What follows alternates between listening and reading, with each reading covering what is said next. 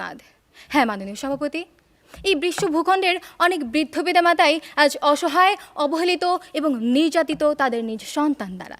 মাননীয় সভাপতি, আজ কেন আমরা শুনতে পাই বৃদ্ধ পিতামাতার আর্তনাদ? আজ কেন আমরা দেখতে পাই তাদের অসহায়ত্ব, অবহেলা এবং নির্যাতনের হৃদয় বিদারক করুণ দৃশ্য? সেই কারণ উদ্ঘাটনের জন্যই আজকে আমাদের বিতর্ক।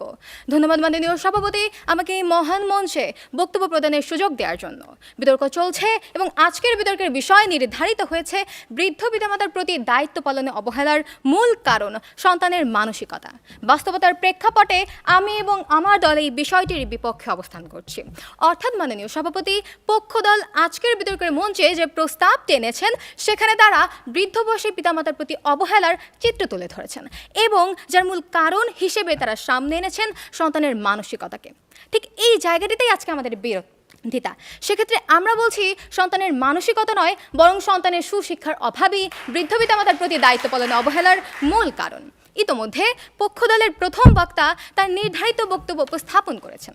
মাননীয় সভাপতি, আমি তার পুরো বক্তব্য মনোযোগ দিয়ে শুনলাম। তার উচিত ছিল এবং আমরাও প্রত্যাশা করেছিলাম তার বক্তব্যে তিনি আজকের প্রতিপাদ্য বিষয়টির যথার্থ সংজ্ঞায়ন করবেন এবং তাদের দলীয় অবস্থান সুস্পষ্টভাবে ব্যাখ্যা করে যাবেন।